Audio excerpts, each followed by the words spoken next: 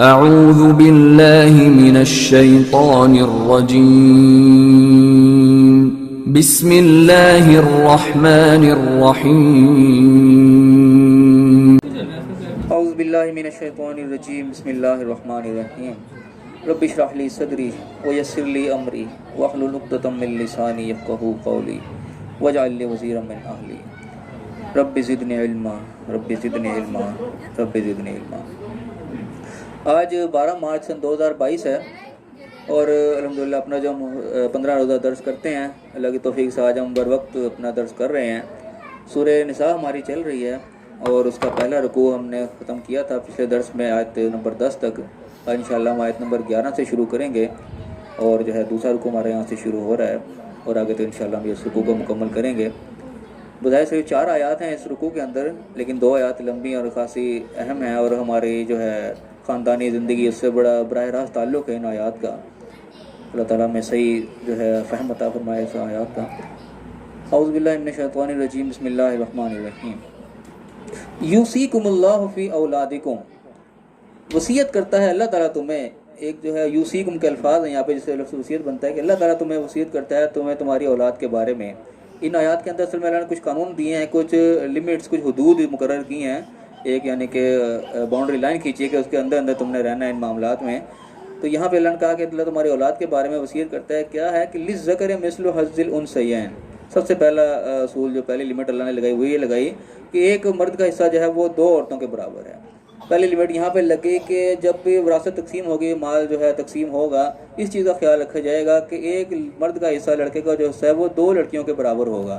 मिसाल के तौर पर कि एक लड़के का अगर 1 लाख रुपये उसका हिस्सा बन रहा है तो उसकी जो है लड़की, उसकी बहन जो होगी, उसको 50,000 आपको लाजमी देना होगा। एक यानी कि जो दूसरे एंड से देखें तो मसलन लड़की को अगर 25,000 दे रहे हैं तो लड़के का 50,000 से ज़्यादा नहीं दे सकते। ये लिमिट अल्लाह ने मुकर्रर कर दी कि 2 लड़कियों के बराबर एक लड़के का हिस्सा हो, 2 औरतों के बराबर एक मर्द का। ये नहीं हो सकता कि आप लड़की को तो आपने 25,000 दे दिया, अब लड़के को आपने 4 लड़कियों के बराबर 1 लाख दे दिया, 1.5 लाख दे दिया, 2 लाख दे दिया। ये नहीं, अल्लाह की हद ये है कि 2 लड़कियों के बराबर एक लड़के को। अगर लड़की को 25,000 दे दो तो 50 से ऊपर क्रॉस नहीं कर सकते। अगर लड़के को अगर लाख दिया है तो उसकी वजह को 50,000 लड़की को दाद में देना पड़ेगा। ये अल्लाह की तरफ से पहला ऑर्डर यहाँ पे आया। इन कुन्ना निसान फोकस नतैन, तो फिर अगर लड़का नहीं है, लड़कियाँ ही हैं 2 या 2 से ज़्यादा, फलहुन्ना सुलुसा मा तरका, तो उनके लिए फिर तिहाई हिस्सा है जो भी छोड़ा है तरका, उसको यानी कि 3 हिस्सों में डिवाइड किया जाएगा। तो 2 हिस्से जो है वो तमाम लड़कियों में फिर तकसीम हो जाएगा। 2 हैं, 4 हैं, जितनी भी हैं। ये एक दूसरी लिमिट आ गई कि इससे ज़्यादा आपने क्रॉस नहीं करना। उस वक्त फरमाया वाइन कानत वाहिदतन, अगर एक ही लड़की है, सिर्फ लड़का भी कोई नहीं है और लड़कियाँ में एक ही है, फलहन निस्फ, तो उसका वो आधा हिस्सा होगा। और फरमाया वली अब वही है लिकुल्लि वाहिद मिनहुमस सुदुस, और उनके माँ बाप के लिए फिर वो हर व्यक्ति से उनका जो है वो छठा हिस्सा होगा। यानी कि जितना माल है उसके 6 हिस्से तकसीम किए जाएंगे, उसमें से एक हिस्सा जो है वो माँ और एक हिस्सा बाप के लिए होगा। मिम्मा तरह का जो भी छोड़ा गया होगा, माल जो भी होगा। और फरमाया इन काना लहू वलदुन, अगर उनके लिए औलाद भी, ये बशर्ते कि औलाद हो। फ़इल्लम यकुल लहू वलदुन, औलाद नहीं है, सिर्फ माँ बाप ही हैं। ववरिसहु अबवाहु, माँ बाप ही सिर्फ वारिस हैं। फलिउम्मिहि सुलुस, तो फिर माँ का तीसरा हिस्सा है। यानी कि जितना भी डिवाइड होगा उसका 3 हिस्से करके एक हिस्सा माँ को दे दिया जाएगा। फ़इन काना लहू इख्वतुन, और भाई भी हैं, फले उम्मे सुदुस, फिर माँ का हिस्सा 8वां होगा। लेकिन मर्द है यानी कि जो गया है फौत, उसके भाई भी हैं, तो फिर माँ का जो वो 8वां हिस्सा होगा। और नहीं है तो फिर वो तीसरे में, तो माँ का जो है वो माँ का होगा छठा, सुदुस जो है वो छठा हिस्सा होगा ये। हाँ, उसके बाद आ गया मिन बाद वसीयत, ये होगा जब जो अगर उसने कोई वसीयत की हुई है, यूसी बिहा और दैन, वो जो अगर वसीयत की हुई है वो वसीयत पहले दी जाएगी, या देन को जो है उधार का मामला जो है वो पहले क्लियर किया जाएगा। उसके बाद जो बचेगा उसकी ये तकसीम होगी। तकसीम बाद में होगी, पहले उधार लेना देना उसको पहले क्लियर किया जाएगा। ये एक दूसरी लाने की लिमिट लगाई यहाँ पे। और फिर फरमाया आबाकुम व अबनाकुम, तुम्हारे बाप या बेटे जो वही हैं, ला तदरूना अय्युहुम अक़रबु लकुम नफ़ा, तुम नहीं जानते तुम्हारे लिए नफ़े में कौन करीब है। यानी कि तुम किसी को ज़्यादा दे बैठो, कम दे बैठो, ये तुम नहीं जानते कौन तुम्हारे हक़ में बेहतर है, कौन नहीं है। ये अल्लाह ने फ़रीज़तम मिनल्लाह, ये अल्लाह ने फ़र्ज़ कर दी है। डिवाइडेशन है, जितनी भी है डिवीज़न, ये अल्लाह ने कर दी है। तुम नहीं जानते तुम्हारे हक़ में कौन, तुम किसी को ज़्यादा दे बैठो, कम दे बैठो कि शायद ये मेरे काम आ जाएगा, वो मेरे काम आ जाएगा। ये अल्लाह को बेहतर पता है, अल्लाह ने खुद जो है तकसीम कर दी, इस तरीके से दोगे। इन्नल्लाह काना अलीमा, अल्लाह ताला जो है वो जानने वाला है, अलीमुन हकीमा, जानने वाला भी और हिकमत वाला भी है। और उसके बाद दूसरा पोर्शन शुरू हो गया, वलकुम निस्फ़ु मा तरका अज़वाजुकुम, तुम्हारे लिए आधा है, निस्फ़ है उसमें से जो तुम्हारे बीवियाँ छोड़ें। इल्लम यकुल लहुन्ना वलदुन, अगर उनके कोई औलाद नहीं है। और अगर वइन कान लहुम वना वलद, उनके लिए औलाद भी है, फलकुम रुबु मिम्मा तरकना, फिर तुम्हारा चौथा हिस्सा होगा जो भी वो छोड़ेंगी। मिन बाद वसीयतिन यूसीना बिहा औ दैन, ये भी वसीयत के बाद, या जो उधार खाता अगर किसी लेन देन है तो वो पहले क्लियर होगा। वसीयत के किसी नाम लिख दिया जाए इसको इतना इतना देना है, वो पहले दे दिया जाएगा। उधार किसी का तो वो पहले उतार दिया जाएगा, उसके बाद जो माल बचेगा उसकी फिर तकसीम होगी। यहाँ भी यही उसूल है। और उसके बाद दूसरा पोर्शन इसका आ गया कि वलो हुन रुबु मिम्मा तरकतुम, उन औरतों के लिए चौथा हिस्सा है जो तुम छोड़ोगे बीवियों के लिए, यानी कि इल्लम यकुल लकुम वलदुन, अगर तुम्हारे औलाद ना हो, व इन लकुन कान लकुम वलदुन, अगर तुम्हारी औलाद भी है, फलहुन सुमुनु मिम्मा तरकतुम, फिर उनका आठवां होगा जितना भी तुमने छोड़ा है उसमें से। मिन बाद वसीयतिन तूसूना बिहा औ दैन, ये भी वही वसीयत के बाद या कोई उधार लेना देना तो उसके बाद। उधार लेन देन वसीयत जो पहले क्लियर की जाएगी, ये बार बार चीज़ को दोहराया गया है। उसके बाद जो बचना वो तकसीम होना है। और मैं कहा भाई इनकान रजुल यू रसू कलाला, अगर ऐसा कोई मर्द है, कलाला इमरातुन, मर्द या औरत जो कि कलाला, कलाला उसको कहते हैं जिसके माँ बाप भी नहीं और औलाद भी नहीं, वो यानी कि जो तकसीम वाले थे वो कोई भी नहीं उनमें से। फिर ऐसा कोई है वला अखुन और उख्तुन, उसके भाई या बहन है, फलिकुल्लि वाहिद मिनहुम सुदस, तो उन सब जो है वो छठा छठा हिस्सा उनको दिया जाएगा। फ़इन कानु अक्सर मिन ज़ालिक, अगर एक से वो ज़्यादा हैं, भाई ज़्यादा हैं, तो हम शुरका और फिर वो तीसरे से फिर सारे शरीक होने को तीसरा इसका डिवाइड करके सारों को बराबर बराबर तकसीम कर दिया जाएगा। मिन बाद वसीयत यूसा बिहा औ दैन, ये भी वही बात के जो होगा, ये वही वसीयत के बाद या उधार लेन देन के बाद। गैर मुज़ारिन, इसमें किसी को कोई नुकसान ना पहुँचाएगा, यानी कि उसने वसीयत की है, जो कुछ किया है किसी का, उसमें किसी का वो ना हो, किसी के साथ ज़्यादती ना की हुई है, वो चीज़ पहले देख लेने की, नहीं कि वसीयत कोई ओवर ही लिख दी, उस चीज़ को पहले देख लेना, किसी के साथ नुकसान तो नहीं किया। ये काम करने के बाद अल्लाह ने कहा कि वसीयत मिन अल्लाह, ये अल्लाह की तरफ से वसीयत है, ये अल्लाह ने लिख के दे दी। शुरू भी यानी कि वसीयत से हुई थी, यहाँ एंड पे भी अल्लाह ने कहा कि ये अल्लाह की तरफ से वसीयत है कि इस तरीके से सारी जो है वो तकसीम होगी, इसमें कोई कमी बेशी नहीं कर सकता। वल्लाहु अलीमुन हकीम, अल्लाह ताला जो है वो अलीमुन हलीम, जानने वाला भी है और हुल्म वाला भी है। जो भी अल्लाह ने किया है ये बड़ी तरीके से किया है, ये बेतरीका नहीं है। अब यहाँ पे जो है ना मेन चीज़ इनके अंदर आई है, जो कि अहम ख़ास तौर चीज़ है ना, जो हमारी ज़िंदगी के ताल्लुक़ रखने वाली, कि ख़ास तौर पर यहाँ पे अल्लाह ने जो चीज़ तवज्जो दिलाई, वो स्टार्ट जो किया कि अल्लाह ने वसीयत क्या की कि एक मर्द का हिस्सा जो वो दो औरतों के बराबर। ये चीज़ पहली है जो कि हमारे यहाँ अक्सर जो है इग्नोर कर दी जाती है। अक्सर जो है जितना भी विरासत जो भी है वो सिर्फ लड़कों में जो है औरतों में तकसीम हो जाती है, औरतों किसी खाते में गिना ही नहीं जाता। लेकिन यहाँ पे स्टार्ट ही यहाँ से है कि वो हिस्सा ही वो मिलना है जो कि दो लड़कियों के बराबर है। लड़कों को जो मिला है उसका हाफ लड़कियों को देना लाजमी, अगर हाफ जितना दिया उससे डबल आप लड़कों को दे सकते हो, उससे ज़्यादा नहीं दे सकती। अल्लाह ने हर मुकर्रर की शायद के अंदर, लेकिन ये वो चीज़ है जो हमारे अक्सर इग्नोर कर दी जाती है, जो कि नहीं देखी जाती। ये बड़ी सख्त चीज़ है इसके अंदर। तो ये दुआ लंबी लंबी आयतों में सारी डिटेल है क्या है, जो भी तीसरा ऐसा आठवां से सारे वो कर दी। तो ये वो हदें जो अल्लाह ने मुकर्रर की हैं। स्टार्ट यहाँ पे इस चीज़ का था कि अल्लाह की वसीयत है ये, और एंड पे भी यहाँ कहा कि अल्लाह की तरफ से वसीयत है। उसके बाद कहा तिल का हुदूदुल्लाह, ये अल्लाह की हदें हैं जो अल्लाह ने बाउंड्री लाइन खींच दी है, इसको तुमने क्रॉस नहीं करना। ये दो छोटी आयतें जो हैं, यानी कि इस बड़ी वसीयत है, इसके अंदर एक वईद है बड़ी ज़बरदस्त किस्म की। ये सारी अल्लाह ने तकसीम करने के बाद कहा तिल का हुदूदुल्लाह, ये अल्लाह की हदें हैं। वमन युतिअल्लाह व रसूल हो, तो जो अल्लाह की इताअत करेगा, अल्लाह के पैगम्बर की हिदायत करेगा, युदखिलहु जन्नातिन तजरी मिन तहतिहा अल-अनहार, वो तो दाखिल होगा जन्नत में, उसके नीचे नहरें बह रही हैं। ज़ालिकल फौज़ुल अज़ीम, यही बड़ी कामयाबी है। और दूसरा वक्त मैं वमन यासिल्लाह व रसूलहु, और जो नाफरमानी करेगा अल्लाह के रसूल की, यानी कि अल्लाह ने सारे फरामीन पीछे बयान कर दिए, जो भी इनकी नाफरमानी करेगा वो यतअद्दा हुदूदहु, और उसके हुदों को पार करेगा, हुदूद को तोड़ेगा, यानी कि इनकी लिमिट्स को क्रॉस कर जाएगा, इसके अंदर नहीं रहेगा। युदखिलहु नार, वो फिर जाएगा जहन्नम में, खालिदन फीहा, फिर रहेगा उसमें। वलहु अज़ाबुन मुहीन, उसके लिए दर्दनाक रुसवाई वाला अज़ाब होगा। आखिरी दो आयत के अंदर अल्लाह ने पूरी ज़बरदस्त जो है वही सुना दी के अंदर, जो करेगा इसके मुताबिक खुशखबरी में सुना दी जन्नत की, लेकिन जो इसका नहीं पास रखेगा, इसको क्रॉस करेगा हद को, तो अल्लाह ने साफ अल्फाज़ में कह दिया, क्या कह दिया, युदखिलुन नार, वो जो भी आग में जाएगा खालिदन फीहा, उसमें रहेगा। यानी वो भी दोज़ख से नहीं बच सकता, उसको दोज़ख में जाना ज़रूर पड़ेगा, चाहे वो फेरा लगे या जो भी लगे, लेकिन वो दोज़ख से नहीं बचेगा जिसने इस चीज़ का ध्यान नहीं रखा, जिसने उन हुदूद को क्रॉस किया। तो ये सबसे बड़ी अहम बात इसके अंदर ये थी कि अल्लाह ने इसके अंदर हदें बयान की हैं। तो इन हदों को ये है हमारे आम तौर पर ख्याल नहीं रखा जाता। सबसे मेन पॉइंट इस आयत के अंदर ये था।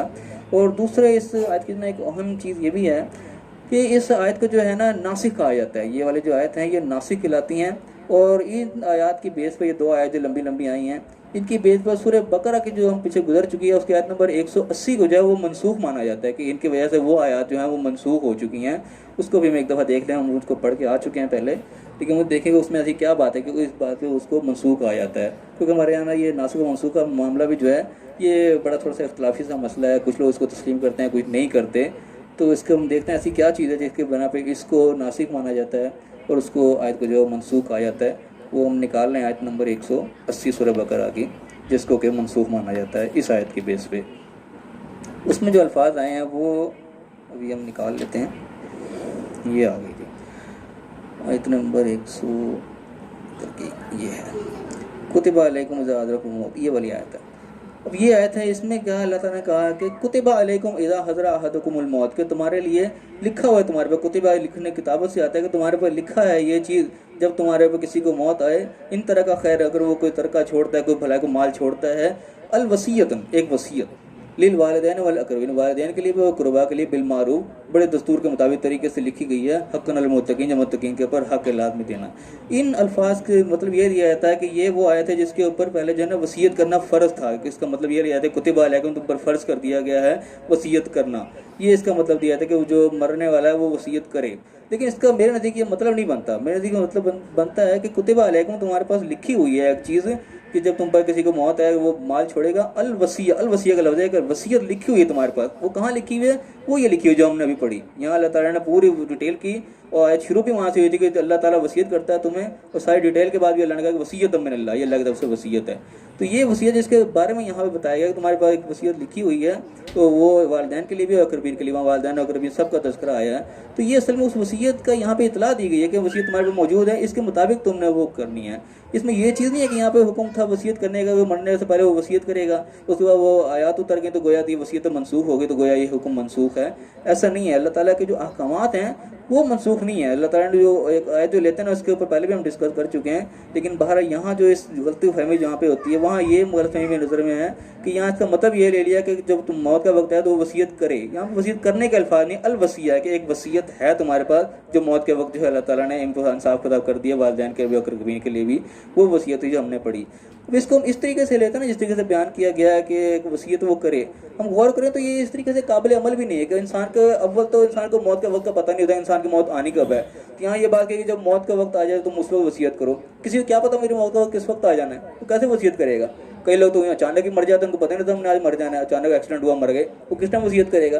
तो कई लोग ऐसे होते हैं जो बिल्कुल मौत के मुंह में से करीब होकर वापस आ जाते हैं, लगता है जैसा भी मरने वाले हैं, वो बाद में ठीक भी हो जाते हैं। अब मरने के वक्त करीब आ किसी का, उसने वसीयत लिखवाई, लो जी मैं तो अब मरने लगा हूँ, तो वसीयत करके लिख गया, लो जी इतना इतना सबका है, बाद में पता लगा वो बच गया, सही हो गया, वो वसीयत वाले खड़े होंगे, माल हमें मिलना था, वो ठीक हो गया, उसके बाद पता नहीं कितने साल रहे, वो माल में से कितनी कमी बेशी हो गई, वो बाद में तो मसला बन जाएगी, ये तो इतना माल मेरे नसीब में लिखा आया था, तो मेरे हिस्से में आया था, वो पड़ जाएगा फटा। तो ये दोनों चीज़ें हम अपनी आंखों से देखते हैं कि इंसान जो हैं अचानक दुनिया से चले भी जाते हैं और मरते मरते बच भी जाते हैं। एक मिसाल हमारे यहाँ एक फिरता है आदमी, वो यानी कि तरखाने था, यहाँ पे बुढ़ा था, साइकिल पे भी फिर रहा होता है। वो पिछले दिनों कई साल पहले की बात हुआ, ऐसा ना गरीब गुरबा बिल्कुल यानी कि हो गया था, मरने के करीब ही, तो उन्होंने लोगों के काफ़ी को पैसे पूसे देने थे अपने, यानी कि यहाँ पे होटल के भी उसने कोई पैसे पूसे देने थे।